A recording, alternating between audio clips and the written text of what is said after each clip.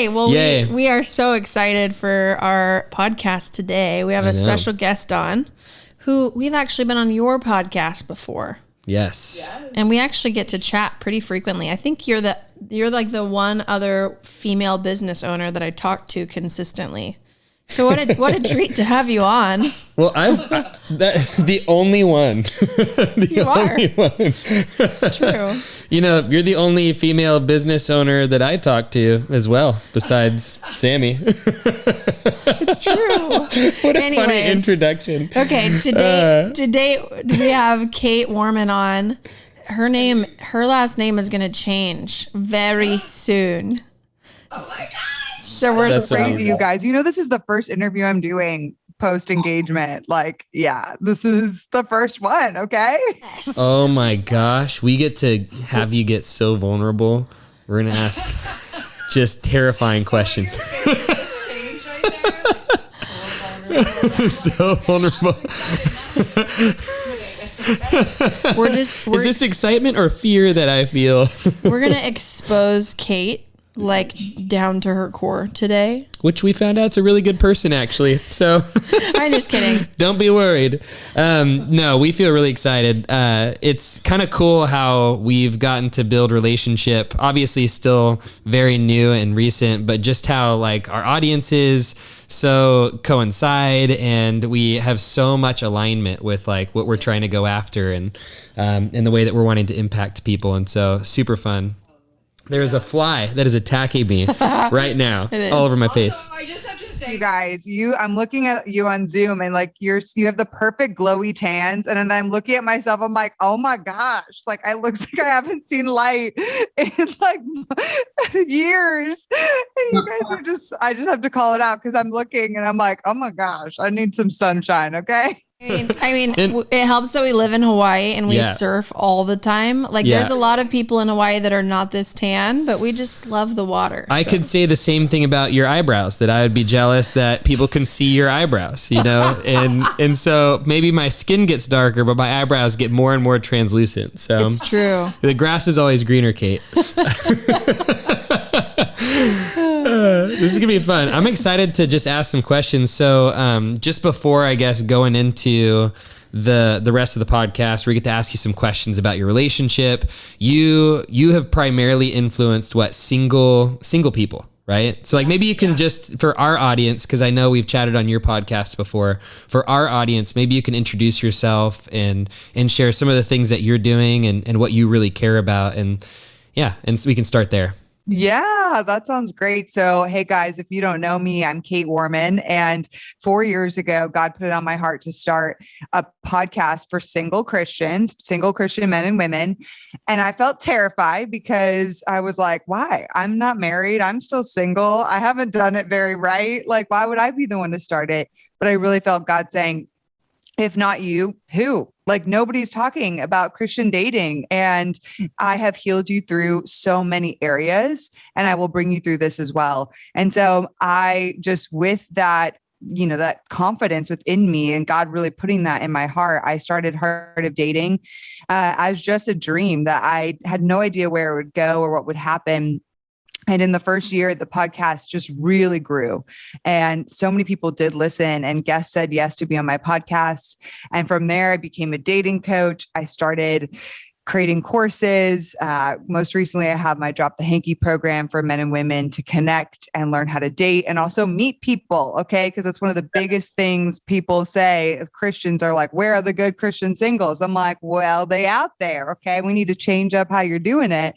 And also in this journey, I've written a book that came out last year. It became a national best-selling book, which is wild and still so surreal. It came out, you guys, almost a year ago. We're a little past the year ago anniversary, February 16th, 2021.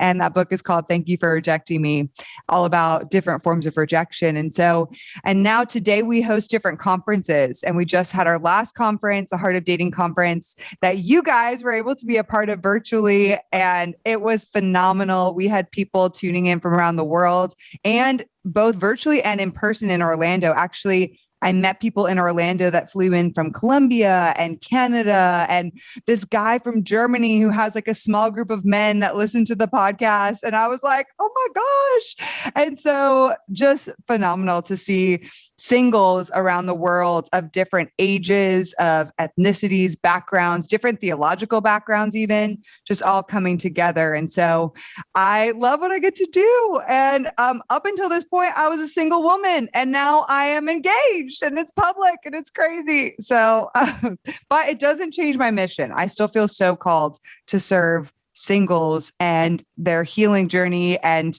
just the way they date in a better, healthier way. And so I'm really excited. And now we're here, y'all, today, and I get to talk about some of my relationship, which I never have talked about really publicly in the moment. It's amazing. Well, I think it's evidence that you as a dating coach have good stuff. You're like, hey guys, it worked. Yeah. There you go. The proof is in the pudding, people. Yes. And my engagement is the pudding in this metaphor. Well, it's so fun. It's been so fun to just watch you. I think I've been connected to you for the last maybe year and a half, almost 2 years. And so just getting to see your process and getting to watch all of the things that you're going after and building. And you're a powerful woman. And you have a lot of strength, and I love the way that you're running and like leading and charging after life. And it's really, really exciting to see a man be able to come alongside you and compliment you in that. So first, congratulations on your engagement and all of the things that you've built. It's so fun to watch you, and we're so glad to have you. Today, we're actually going to be talking about the anatomy of the dating process. A healthy dating process. Of her dating process. Which I'm assuming is a healthy one. See that full circle. Wow. And like Spence said, I love this conversation because now that you're engaged, you have some proof of being able to have that healthy dating process that's led to commitment. And so we're excited to have you and to be diving into your dating process. And one of the things I think is so cool and why we complement each other too, and some of the things that we've been doing together, like the conference, your conference that you put on, is that you have a platform and a community and an environment where people can date and find healthy people that love God, that are also on a journey and a process. And then on our side, our goal really is to give them a process to become the most dateable, healthy individual, separate from each other, that almost brings you together with the right person. And I would love to hear, obviously you have a platform, and we want to talk about that, especially at the end, how people can get connected to that platform. But maybe you can just give us like some of the beginning process that you started going on that you feel like led to where you're at right now and stepping into this engagement. Like, what are some of those things that got you started on this process? Yeah. So leading up to, so many things, but leading up to specifically I started dating specifically in a very different way we can get into at the beginning of 2021, which led me to meeting JJ. But before that, I had gone on a long healing journey, and my story goes that from 14 to 24, I dated back to back nonstop. I was I didn't have a single break during that time frame. I just dated. And that 10-year period of dating ended with me in a really toxic and abusive relationship. And this man was abusive in every way. He was emotionally abusive. He was sexually abusive. He was physically abusive. And it was super jarring for me. And it caused, that was really where my self-hatred was at the all-time high. And I think we've talked about this before, but it already had existed within me. There were already so many negative beliefs that I had about myself and so many self-hating dialogues I had been telling myself for years, that when I started being treated this way, though logically it didn't seem right, there was something within me that believed some of the things he was saying, or just would accept some of the treatment. And so, and that's not to shame myself. It's just to look at the reality of where I was at before I entered into that relationship. And so after that ended, there's so much more there. I took a few years off of dating because I really was at the all-time low of my own self-love. Like there was nothing left. I really, at that point, truly hated myself. And so I took a long journey of break from dating to heal, to seek inner healing, to go to therapy, to gain new community. I realized, though I loved my friends, they weren't exactly the best influences in my life at that time. And they weren't the people just that would really help me to become a better version of myself, a better godly version of the woman I wanted to become. And so I changed everything. I changed churches, changed communities, got a therapist, saw inner healing, and stopped dating for multiple years. When I eventually entered back into dating, I was like, let's do it the right way. But I will say that like, even as we talk today, I don't think there's like one way to do it. There's not just one process of dating, but I was looking for that one process, that's that golden silver bullet, whatever you want to call it. That's like, this is the one way that you do all these things and you will meet the person. But what I realized instead was, instead of there being one process, what if I could see dating as a means to just learn more about myself, to learn more about somebody that I'm dating, and see that as an awesome opportunity to just get to know someone different and get curious about someone, to learn what I'm actually looking for, to practice things that I didn't do well previously, such as communicating my needs and setting boundaries and working through insecurities that came up around men. And so when I started shifting my mentality of dating as needing to be the thing that ended in marriage, and instead was something that could really teach me and show me so much about myself and what I was truly looking for, it became more of an enjoyable experience. Yeah.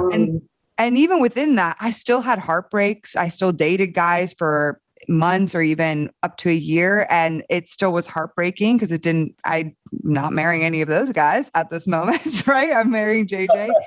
And so leading into last year, where I did start dating JJ, I actually, a few months before that, had just gotten out of a relationship that ended really heartbreakingly. It was like a COVID relationship, and it was really nice. I appreciated that I had someone that we started dating before COVID, and it was nice, to be real honest, like to have companionship during the beginning of the pandemic. But because we didn't have the same, especially in the beginning, you didn't have community. You didn't see that person outside of just really hanging out with them.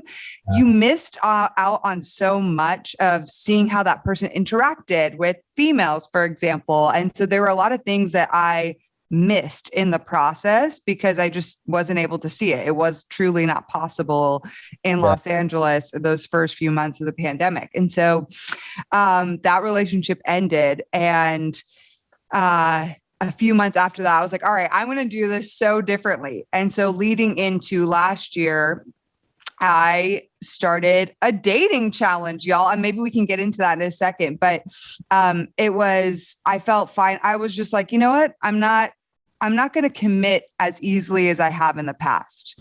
For me, I love that. I love commitment and I love romance. I'm a romantic at heart. But I often see a pattern, or I've seen a pattern in my life, of committing really easily before I truly see someone through time and see how they are through time and build trust with them and see them around different people and really build a friendship first and foremost. So I decided at the beginning of last year, that's what I was going to do. I was going to do a 3-month dating challenge where I wasn't exclusive. And I just, for 3 months, dated openly and see what happens and say yes and not limit myself, say yes to the guy that maybe I would never say yes to. And through that is how I ended up meeting JJ, actually. So. So good. So risky. I love that. I mean, it was, yeah. It's so vulnerable, and so many people choose to stay closed off, me being one of them. Even you were closed off. I mean, I know in my dating journey, I wasn't open to anyone unless I thought this could potentially be my husband. Like I had to feel so confident and sure, and like all the things were there, and risking and stepping into that level of vulnerability says so much about who you are and the person that you wanted to be in the relationship that you wanted to cultivate. So I love that you did that. And I know you've said like he is so far from what you thought your type would be. But it sounds like it was that risk that helped you actually see that there was connection there and something worth investing in. Yeah, I think that was a huge thing for me in the process, is really over the last 5 to 6 years, I've tried to completely debunk, and what you guys talked about in my conference, debunk this idea of type. And I really, because clearly for me, the kind of guy that was my quote unquote type was not working for me. And so, for me, I had to look at, okay, a lot of times when we say type, it has to do with physical things. It has to do with what we see on the outside and what we're drawn to. And you guys have talked a lot about this. That's okay if there's certain things that we're drawn to, but I think at the end of the day, there's more underneath there, such as friendship qualities, character qualities, other things that really are better for you than just the physical manifestation on the outside of what you think is good looking or what you're attracted to. And so physically attracted to. And so last year when I did this dating challenge, there were 4 different guys I was seeing, and they were all different. One guy was 9 years older than me, and he was the same height as me, which, is, so that's the whole, girls not dating any guys that are their height. They only want to date guys that are over 6 foot tall, but the average guy is 5'9", average, which means there's guys below 5'9". Okay, ladies. And so I dated a guy, he was the same height as me and also older. There's another guy I dated who was divorced. And so he had previously been married for so many years. And so interesting to see that, his journey, and start talking with him and really feeling out what does that look like to date someone who's previously been married? And, then one of the guys that came along was JJ, and he came later in the journey. And honestly, I was going to say no. I was going to say no when he asked me out, because I was hitting it off with 1 to 2 of the other guys I had gone on dates with, and I was enjoying my process. And on top of that, he was 5.5 years younger than me. He did not live in the same state as me. And he wasn't my physical type. Okay. He had blue hair at the time, blue hair, and a black diamond earring and skater punk style. And I was like, wait, let's just talk about this. How many of those things has your feminine influence changed in the last year? Because we have power. Some of us need help. When we commit, I'm telling you, we have a power to influence all of those things that do matter and do change your attraction. So how many of those 4 things that you listed are different now? Guilty as charged. But I can't tell you, it was the same with me. And he had plugs. He wore Sperry topsiders with a lime green Hurley tank top and khakis. Oh, it was bad. It's bad. I was like, oh, babe, we should go shopping. Yeah. Babe, I want to see you without those plugs. Will you just show me really quick? Oh, you look so sexy. What's so funny is that you defined one outfit that I wore one time in it was the 2 years. Worst outfit. Okay, keep going. Proceed. He showed up to our first date. He was wearing drop crotch camo pants, and he was trying so hard. I know he knows I have a background in fashion, so I try to be open, but I can't help it. I love fashion, and it does matter to me. And so, he's trying so hard, and I'm like, this is drop crotch camo pants. Okay. And and so the blue was platinum underneath. So we had platinum hair and an earring and drop crotch camo pants. And I was like, wow, this is a look. Okay. LEWK. A for effort. That's all. It's, some of us still need to be the rebellious teenager. Okay. And we need to go through that season a little bit longer. Okay. And JJ, if and when you listen to this, we love you, boy. I actually don't know you, JJ, but we're not bashing on you. But sometimes men, you need help. That's all. Yes. That's the point. And that's okay. And JJ would come on here and say the same thing. We've now talked about it. We talk about it all the time. He's like, we had a conversation early on in dating, because I was just like, how important is style to you? I love it. Are you open to other opinions? Is yours the only one that matters? I'm just curious. But what I love about this for our female audience, especially, this can go the other way, but we do get so hung up on attraction.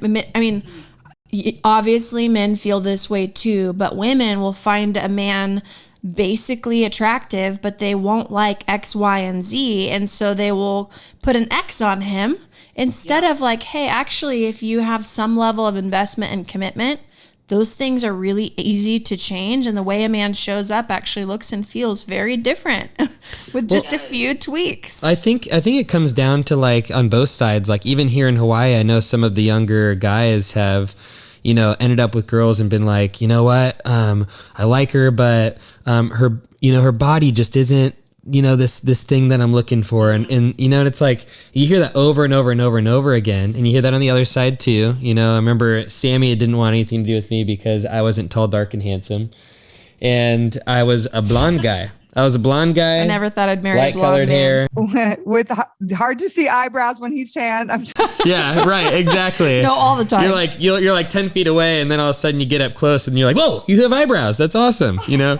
But I still was attracted. I liked that you were overall like larger and had a stronger build. You were taller than me, so there were still things that I was like, totally. You feel manly and masculine to me, and I like that, but you're still not my preference. But I think the healthier you get, you start to understand and unpack what your fantasies actually represent to you.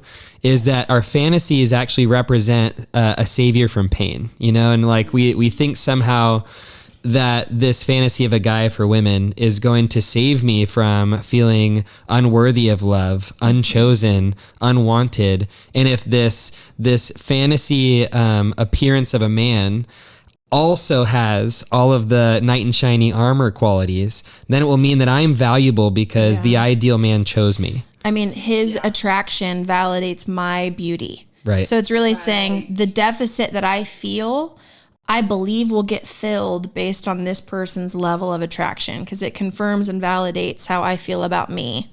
And we build these arousal templates around those fantasies over and over and over again. But we derailed. I interrupted you. So you're talking about... There's many rail systems. Whenever JJ came along, you were about to say no because you were actually really satisfied in your process. Yeah. And I was so close. I still remember the exact moment because I won't go into all the details. We met on a Zoom call actually that I was speaking at a single girls virtual conference, and he was only there because he was doing a live blind date at this virtual conference. Okay. And to be honest, I don't really remember him I didn't really watch it. My camera was off. I'm looking at my notes. I'm chilling, waiting for my cue to start speaking, but he stayed on and watched my talk with all the other girls. And the next day when the girls that were running this, virtual conference, reached out to him, they were like, how was your blind date? He was like, it was good. She's a really lovely girl and lovely sister in Christ, but who is Kait? And they were like, the dating coach. And he was like, yeah, I want to take her out. And they were like, she's older than you, right? And she's a dating coach. He was like, yeah. And so when they messaged me and told me that this guy, JJ, wants to ask me out, I was like, wait, what? How old is he again? Because I forgot. I knew I heard something in like the 20s and I'm in my 30s. So I was like, how old is this guy? And I was like, and what's his Instagram? So of course I do some instant Instagram stalking. First photo is the blue hair. And I'm like, oh yeah, wow. That's okay. That's a look.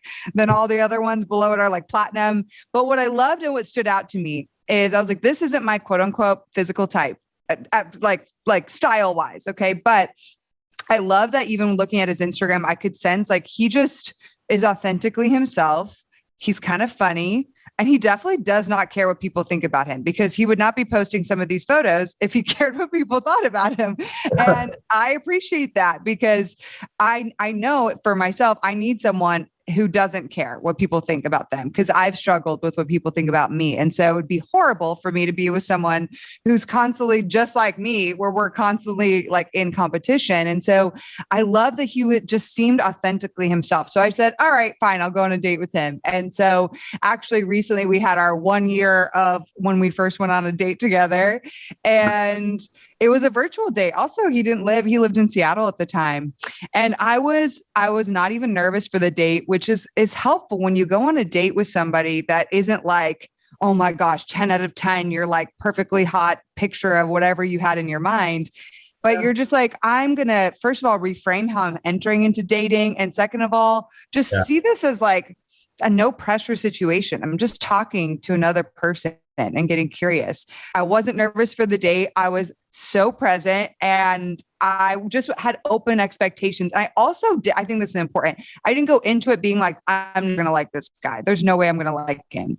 I was like, let's see, like, maybe he's going to surprise me. I'm going to be open, because I think sometimes if you show up with that energy of like a closed energy, I'm not going to like this guy, he's not going to be for me, it's a self-fulfilling prophecy. You're not going to be as vulnerable. You're not going to be as open. You're going to be on the lookout for, if they say one thing that's a little off for you, you're going to be like, oh, I'm going to cling to that. And I'm not going to go out with him again. So I think it's so important to prepare mentally and just be open before you go on a date with someone, especially if it's somebody who you're not sure you're going to be into.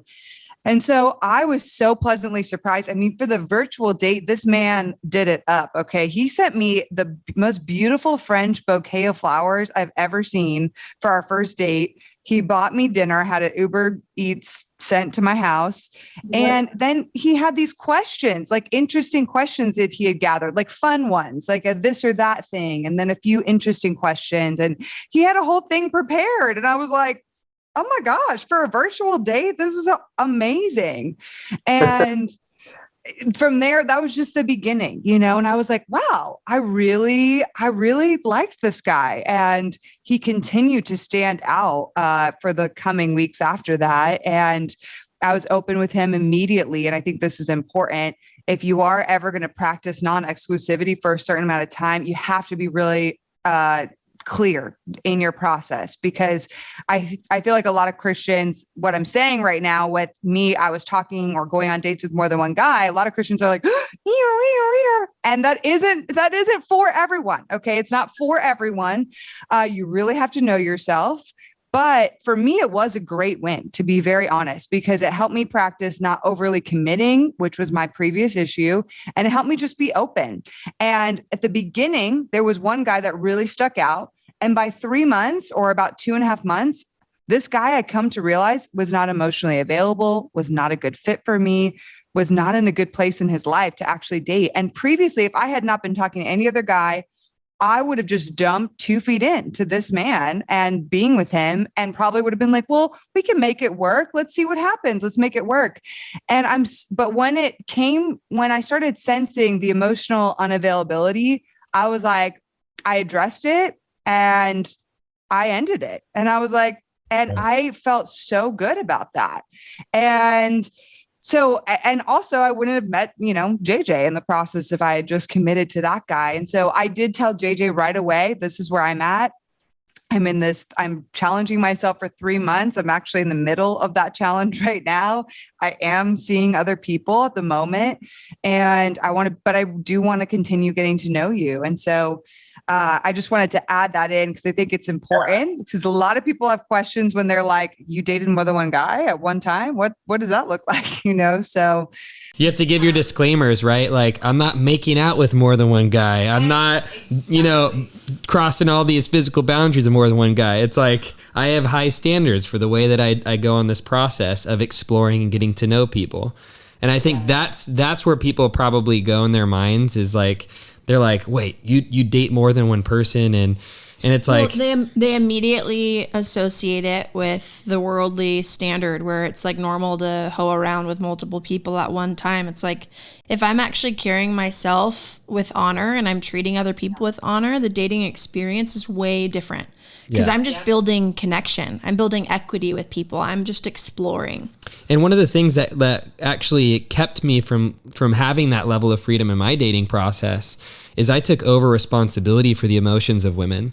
So it felt terrifying for me to go on dates with multiple women, because I was so scared, one, that they would see me as a predator, of someone that, that thing that you're talking about. It's a stigma around dating more than one person. I was scared they'd see me as not a good, godly Christian guy that was really serving God with his whole heart. And it's like, man, I would hate if people thought that about me, because I gave so much of that power away to other people's opinions. And then the other thing was, is that I had taken over responsibility for women's emotions. So if a girl felt rejected, I felt like I must be really awful to have hurt her because it's my fault she has feelings. And it's like, but I had to come to the point where it's like, healthy dating is not taking responsibility over protecting someone's heart at all. It's their responsibility to protect their heart. It's my responsibility to honor them and protect my own heart.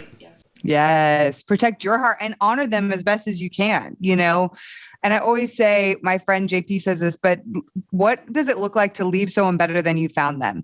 And I think leaving someone better than you found them doesn't mean that you are like trying to make them feel better when you're giving them a rejection. Like, it's not your responsibility to mitigate their feelings of rejection. It's your responsibility to be clear, to be honest, to be as kind as you possibly can.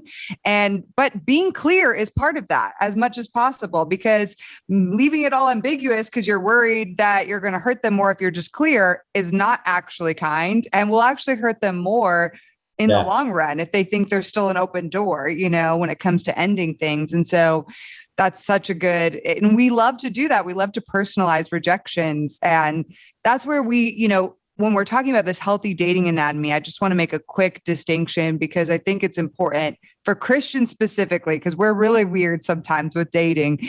And oftentimes we see the dating to marriage process in 4 stages: single, dating, engaged, married. But the reason why this is so confusing, I think, is because we get singleness, we get engagement, we get marriage, kind of, you know, like we can define those. But the dating stage itself is so, in many ways, undefinable. It's very confusing. Everyone has their own set of rules based on their community, what they learned growing up, the modeling. They're like just so many different things, right? And if you go to secular dating, you see dating very differently than in Christian dating. But then there's all sorts of things all in the spectrum in between. And so, you know, is there a difference between being exclusive and dating? Is there a difference between going on dates and being in a relationship, or going on dates and dating? There's so many different, everyone has a different definition. So what I love to distinguish, and I didn't originate this, but I'm a big proponent of talking about it, is I think there's a 5th stage in this process, which helps us find more clarity in the singleness to marriage process. And I think it should go single, dating, relationship, engaged, married. And the difference here is that you're dating to see if you want to commit to be in a relationship with that person. So the dating phase is I'm exploring my interest with this person. I'm building a friendship. I'm learning. I'm getting curious. I'm building connection. And I'm seeing a little bit about this person before I say, yes, I want to put my eggs in your basket and be in a relationship with you. And oftentimes Christians, we just go on like 2 to 3 dates, and then we're in a relationship suddenly, and we don't really know much about that person. And it creates, you know, a lot of emotional bonds with a person where eventually, if it doesn't work out, the heartbreak is so much worse. It's truly so hard, because you're like, well, I'm in this relationship now, so shouldn't I try to make it work? Well, maybe you shouldn't have even been in the relationship. Like, maybe you should have got to know them through dating and going on dates with them, building a friendship before you hopped into that commitment of relationship. It's like with, you know, if you put all of your eggs in multiple baskets, your eggs are going to get broken over and over again, right? I just wanted to exhaust your metaphor just because it felt fun. But I mean, you're right. It makes relationships so much higher stakes. It makes separating and choosing out of that relationship way higher stakes, because a lot of believers, I mean, I know I was one of these people. Like, I would go into dating only thinking about marriage. Yeah. And when I did that, everything was higher stakes. Saying yes to the next date was higher stakes. Saying yes to ever being someone's girlfriend was way higher stakes, because I was always like projecting my expectation of, you know, who you're going to marry when you date them. Yeah. It's like so out of whack, so out of order. And that feels terrifying. It is. To the other person across a date from you. Oh, yeah. You know, because they can feel pressure. that energy, regardless if you're communicating or not. You know, that's, you know, one of the questions I was going to ask you is is obviously there's styles to dating. And what you're talking about is like, here are some good approaches to dating. Here's a good mentality and mindset to have with dating. But there's also a journey that you went on that changed your internal posture and your relationship with yourself, that probably changed the way that you were able to show up to those dates and be more open, not have it. Because if you're, and I could totally get this wrong, but it sounds like you were saying that your habit was to put all of your eggs in a basket pretty quickly. And like right away. Yeah. And so there was a process you went on to change internally what was probably causing you to default to that behavior.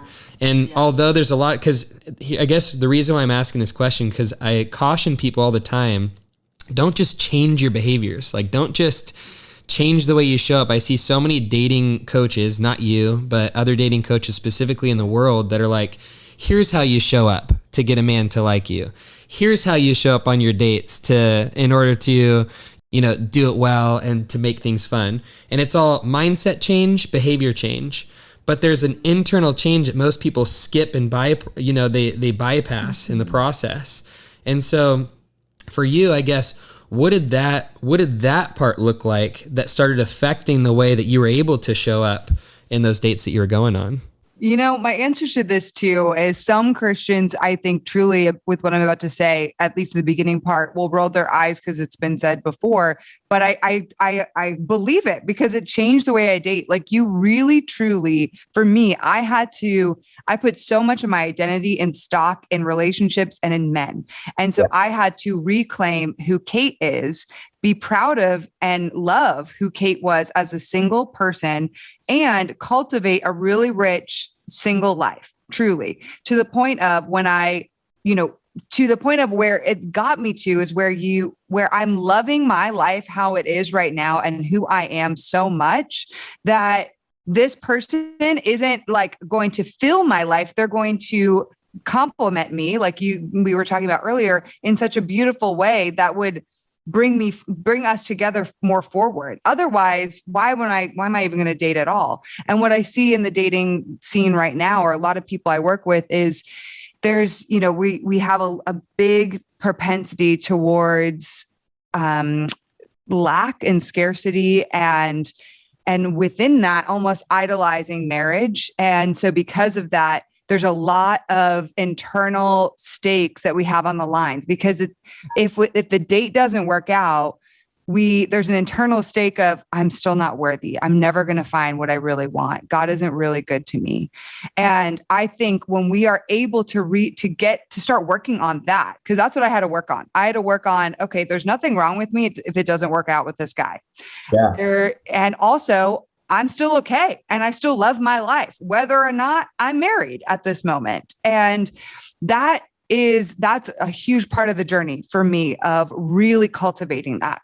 And that doesn't mean that a rejection came and it didn't hurt, or there wasn't disappointment in the process. I think there's definitely space to grieve. There's space for disappointments. But, when the rejections came, which they didn't tear me down like they used to. I started seeing like, oh, okay, this hurts. I'm going to process through this emotion and pain. But if I feel those little lies coming up of like, you're unworthy, you're never going to find someone, I have more tools to be able to, take my arrow and slingshot it down, that sort of thing, where I have more tools to deal with it, fight for myself, like get back to the truth of, I love my single life. I love who I am. I love the journey I'm on. I do believe that God is a good God. I'm choosing to still cling to hope instead of just sitting in stuckness and sitting in despair. And so, because when you go out there on dates, if you don't have that system in place for yourself, you will not enjoy the process. And you will be disappointed, because you're going to put so much of who you are on the line. You can do all the right things, right? You can do all the things a dating coach, like you're saying, Spencer, you can do all those things and have your mindset. But if at the end of the day, if your heart isn't in truly, if you don't know from your head to your heart who you are, if you don't truly enjoy your life as it is, you're going to come back to so much disappointment, and you're going to come back to not enjoying the dating process. And so I really had to work on that for myself. And that took a long process. I think it's a journey. And as you date, I think you can recognize when those things are coming up for you. You know, if you recognize as it's not working out with the guy, you're like, okay, am I finding myself wanting to perform for him right now, so he'll stay with me? Am I finding myself falling into unworthiness? You'll recognize these patterns, hopefully. And if you start building this, you start that healing journey, if you're already well on the way, then when you're dating and you're in that place, you're going to say, oh, nope, I've been down that road before. I know what happens here. I know now where to redirect myself if those things are coming up for me. And what I see a lot of people, though, unfortunately, don't know how to redirect themselves, don't know because they don't have a solid place to land outside of dating and finding a man. Well, we have this internal reward system where it's like, okay, I am valuable. I am worthy of love when I'm chosen, when I'm accepted, when I'm wanting. And what a lot of people don't know is that they're subconsciously using dating men or women to get their childhood needs met, their childhood deficits filled. And so we're going in actually hoping subconsciously that a mom or a dad will love us or choose us. As weird as that sounds, as twisted as it sounds, we're actually subconsciously always looking for healing. And so we need to change that internal reward system where it's like, no, I don't get value and self-worth for being chosen by a man. I and God get to give myself value and self-worth no matter what my circumstances is, no matter what my circumstances is, no matter who's choosing me, no matter who wants me, no matter who rejects me, I choose me. I love me. I accept me. And even if I get rejected, I'm going to build my self-worth apart from men, like you're saying, to make sure that I actually have something to sit on and rest on, an identity and belonging inside of me apart from a man. Well, I think this is something that I've noticed a lot of people are in denial to at some degree or some level, because most people that are probably listening to this will go, yeah, I've been on a journey of choosing myself, of loving myself. But most of the time, that's adult deep, right? It's like, I'm able to choose myself in the moment. But most people are in denial to the fact that you've actually withdrawn from yourself for a long time. You've been waiting since you were a child for someone to choose you before you really actually choose you. Yeah. You know, that's why, like you were saying, rejection still hurt, but it didn't take me out. And I think that's the difference when you know that there's something deeper that's an issue, is like, does pain have the power to hurt you or take you out? And if it has the power to take you out, then it's actually digging into a deeper wound that's been there all along. And dating is actually just triggering pain that's existed all along because your heart is begging to find healing. And another way to say, it's taking me out to our audience who's listening is like, does it feel like you're still able to be okay when you're not chosen, when you get rejected? Are you devastated? Like, if you're devastated by something, that means that pain, that rejection, that heartbreak is taking you out. Now, you might have big moments of intense pain, but when you know how to get your belonging, your self-worth, your needs met, essentially with you and God, it's no longer a 10 out of 10 pain. It's no longer devastating. You still know, I'm going to be okay. But our broken little kid, our wounded inner child, comes out in those moments. And if we don't know how to tend to that inner child, then we ended up the way that Laura Duncan, one of my coaches, says it, is you leave yourself bleeding. Yeah. And so I love that you've been on a deeper journey with actually learning how to tend to your heart so you can show up powerfully the way you have in dating and take risks that lead to, in your case, a successful engagement, which is beautiful. I'd love to hear, Kait, what do you feel like is the progression for you, because every story is different, for what the anatomy of a healthy dating journey looked like after your initial couple months of dating with JJ? Yeah, so I was in that dating phase. So I was dating him. I was talking to a few other guys, and just naturally through the course of the dating challenge, it was so clear by the end of those 3 months that it was only JJ. And it wasn't just because I actually had ended it with the other people at that point, but it was just so clear. This was the guy I wanted to commit to. And so we ended up being in a relationship, and For us, what's really interesting is because of those first 3 months, I was vulnerable to a point. And for me, think vulnerability is weird because a lot of my story and stuff is on display. At that point, my book had come out, JJ had read it. Some of these other guys I was dating had read it. And so, that's like a lot of my vulnerability in a book right there. We're talking about cheating, abuse, sexual abuse, like lots of stuff in that book. And so I'm like, well, that's a lot. So, but even within that, there are still things for me that I hold sacred. And so I think part of this process that was really important for us was continuing to open vulnerability in layers like an onion. And not just throw out every single thing that was sacred about me and my story that maybe wasn't written on the pages of my book to him, like through time. And so once we entered into a relationship, that there was like an unfolding of layers happening there. But I would also say for me, just by nature of me as an individual, I am just a naturally more vulnerable person. And so we did get to deeper layers probably earlier than some people may. And so for us, we actually did long distance the first few months. He was living in Seattle. And so that also changes the dynamic of your relationship. So for us, it was different. We had a lot of FaceTimes, a lot of calls. And it wasn't until he moved to California in May that the relationship dynamic changed. Okay. We were on like a little bit of a cloud, just this is great. We're now in a relationship, but we don't live in the same place. We just love talking to each other. And that's really fun. But as soon as he moved here, it changed the dynamic. Something for me as well, which not many people know, and this is probably my first time talking about it, but around May and June of last year, went into an unfortunate season of burnout and depression.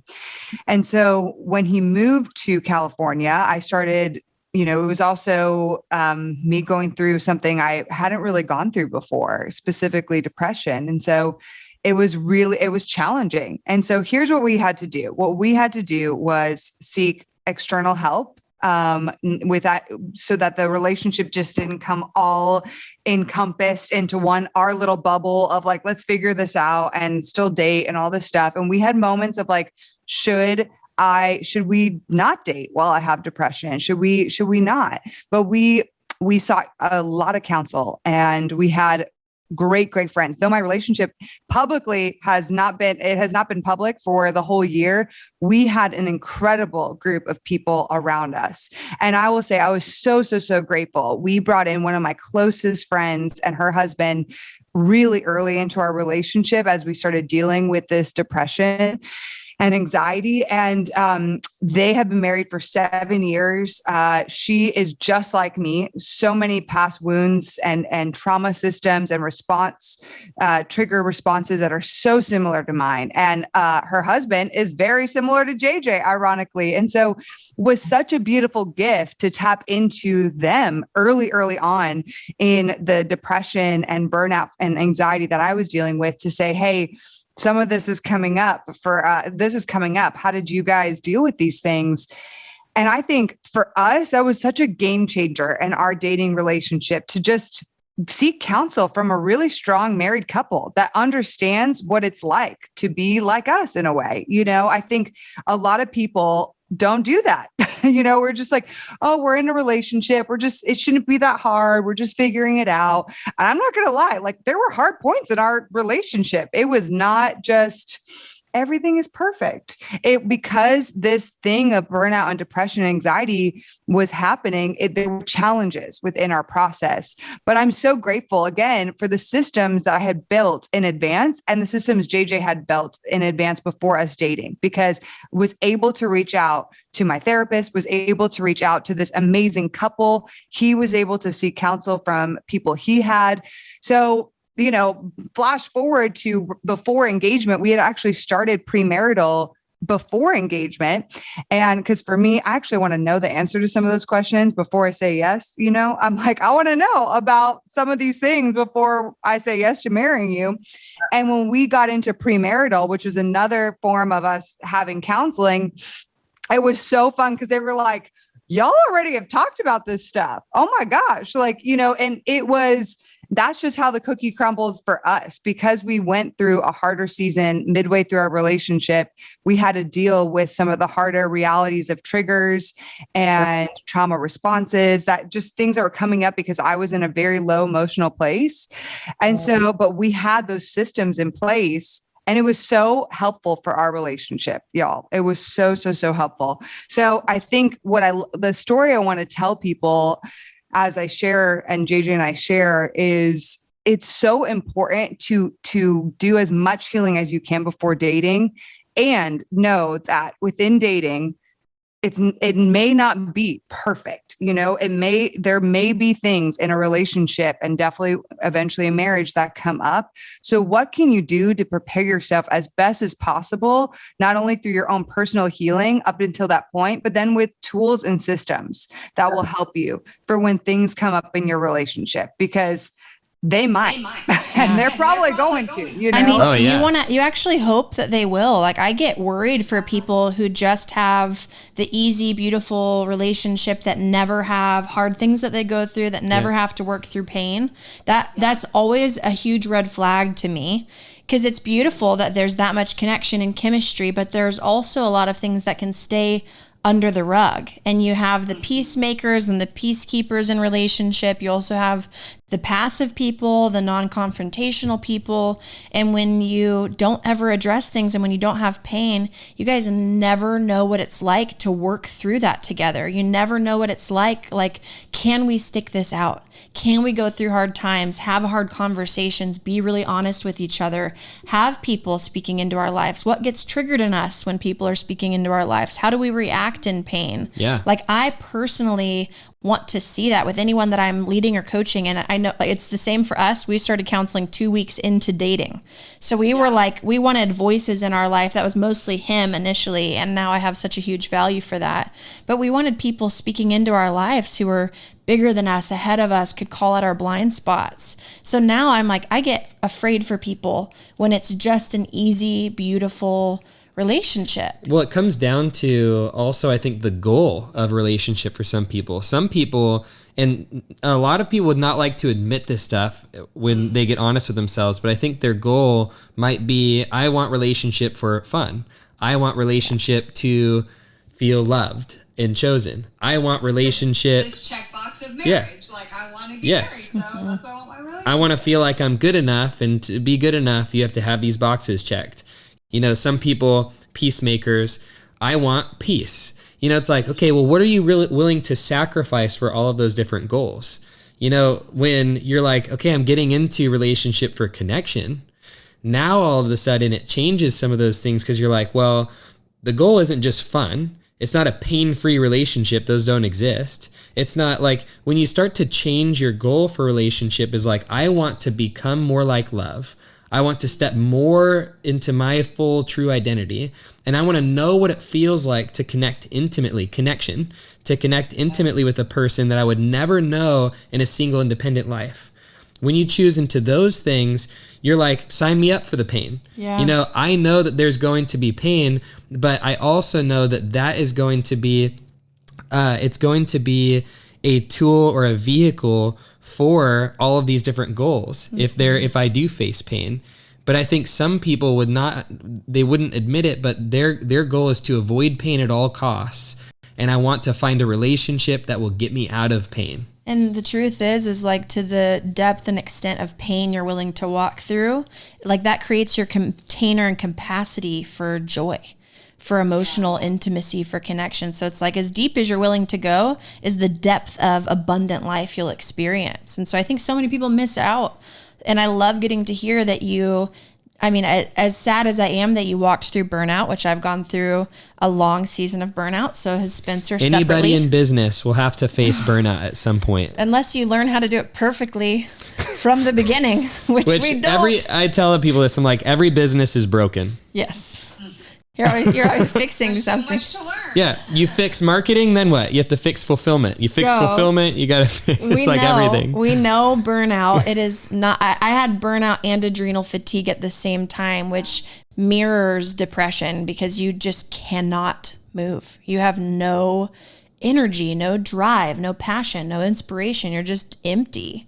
And so as sad as I am that you went through that, I think it's such a gift that you got to have that season, especially in dating, when you get to see, like, JJ is choosing into this whenever I am not my best self. He's saying yes. He's fighting. He's making hard decisions. He's willing to grow and have hard conversations when I'm not a 10 out of 10 right now. He's not even getting to see a real picture of me, but he's still saying yes. Like, that, the power in that choice and the equity you guys got to build together in that, I love, and feels like the best thing that could happen, facing that stuff before marriage, because the covenant of marriage exposes deeper wounds, deeper pain, deeper trauma. So what a gift you have that foundation together.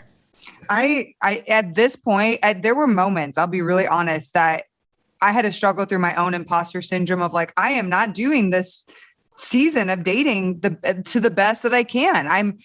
But it really was as best as I could, because of what I was going through. And so there were seasons, because it was private, but I wrestled through moments of like, oh my gosh, when I tell our story, I'm going to have to tell people how like I was kind of a monster at different moments because I was just not myself. And I don't want to say that. I want to be like, hey, I did it all. And I realized, wait, no, people don't need just another perfect story of how it all went perfect. And I actually realized how much beauty there was with the things we learned and the systems we had in place, albeit all of the things that happened internally, not perfect. We grew in so much trust for one another and so much love. And I think for me, one of the bigger narratives, overarching lies that has come to haunt me at different moments in my life is that I'm perfect on the outside, but once someone really gets to see the inside, they're not going to choose me anymore. And that lie was faced head on with JJ through months on end, where he continually showed up, continually chose me, never abandoned me emotionally, and just was like, no, I'm here to work. I really feel strongly that I'm supposed to be here with you through this. And there was just an amazing beauty and healing for me that I had never experienced that with anybody before. And what beautiful trust that it built between the both of us, to really, I have struggled with anxious attachment, and that's what anxious attachment is like. Oh my gosh, once you really get to see all these sides of me, you're going to leave, right? You're going to abandon me. And so I truly believe that you can only heal so much, some of your attachment wounding, until you're in a healthy, loving, trusting relationship. And there's been so much healed for me through the way JJ has been so consistent, so patient, so kind, so loving towards me through the whole journey of this last year. And, he has a whole side, of course. I wish he was here to share some of it. That was really tough, and included him going to Taco Bell at midnight because he was so upset after some of our conversation. That's amazing. Sweet. I found out a month later, he's like, I got to confess something. I'm like, what? He's like, I've been going to Taco Bell every night that we have a conflict. That's amazing. That's amazing. You're like, out of all the places you could go, you're like, why Taco Bell? There was one by your old house, and there's also one by your new house, and I just it was a safe place. Like, you're telling me that you didn't go into a back alley behind Taco Bell to get drugs, right? You went there to get tacos? Okay, I think we're good here. Like, we're still good. He's like, I really wanted a double Crunchwrap Supreme. That's amazing. Past Taco Bell, I just laugh. I'm like, oh, that's cute. That's cute. You're like watching to see if his eyes glance over. You're like, are we good? Are we good right now? I know. I'm like, are you looking at Taco Bell? Is everything okay? What are you not telling me? That's amazing. Well, I know that we are past our time that we had scheduled for today, and so we loved this conversation. Love what you had to share. I know it's gonna be so valuable for people that are listening. But just in closing, like, what's a resource that you have that you feel like would be a really valuable way for people that are looking to go further in their dating process? What's a resource that you feel like you'd love to offer? Yeah, I think two things. If they want to have community, I think the one thing I love about Heart of Dating is we really offer a community of people of all varying backgrounds. If you're divorced, a single parent, if you're older and single, if you just feel like you're the only single person, I really want to invite you to join Heart of Dating community, just even via Facebook, if nothing else. We have an amazing Facebook community that blows me away at how engaged they are and just doing life together. They meet up in real life. They do Zoom calls together. They have karaoke nights and Bible studies, and they do all sorts of fun things. And so if you really just need community and you're feeling like the only single person, or you don't love the single people you're around, I want to invite you into Heart of Dating just through even just Facebook. And if you want additional tools outside of community, I'd probably recommend Drop the Hanky, which is just our really fun program that gives you coaching and then also gives you an opportunity to meet guys.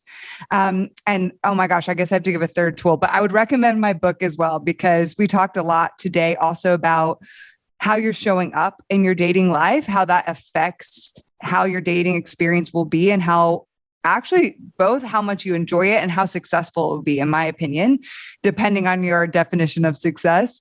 And I really want to encourage you that if you are struggling with your relationship with rejection, if you're rejecting yourself, Thank You for Rejecting Me would, I think, be a beautiful and healing book for you. So those would be the resources I recommend. And you can find all of that on heartofdating.com, by the way. Sounds good. Kait, such a treat having you. Thank you for sharing. I love that we got to be the first place that you shared about some of your relationships. So exciting. I know. Spicy. This is like the totally unfiltered version. Like JJ and I, it's just, you guys got it. Perfect. Yes. I love it. I just feel, just as a witness and a bystander, I just feel proud like that you have made so many hard decisions way before JJ came in, that you've chosen into getting help, letting people into your life, going after inner healing your heart. Like I love doing any work with you and partnerships with you because of the internal equity you have with yourself. And you aren't the quick fix. You aren't the behavioral modification. I love that you go after the hard stuff and you do that deep internal work. And so it makes me trust you and trust, inviting your voice into our audience. So I just feel proud of you for the work that you've done. I know it's not easy. It costs a lot of time, money, and energy. And so I love getting to see that you're stepping into the fruit of some of that sacrifice and investment that you made. But thank you for sharing and letting us all into it. It was such a gift and a joy to have you. It's a treat. Thank you. Wow, that was just a gift to my heart right there. Thank you, Sammy. It's true. Well, Thank you guys so much. Well, maybe we'll have to get you on here again some other time. But maybe we'll have JJ on next time. ooh, Yeah. that could be fun. Yay. Totally. Can ask him about that blue hair. Awesome, Kait. He'll bring it back just for you if he knows you want to see it. I'm not going to joke. He'll bring back the earring and the hair, and I'll be like, Spencer, you made this happen, okay? Yeah. That sounds like it's going to be our thumbnail for that YouTube video oh my too. gosh. I love it. Again, Kait, thanks so much. And we'll talk to you next time. All right. Sounds good, guys. Thank you.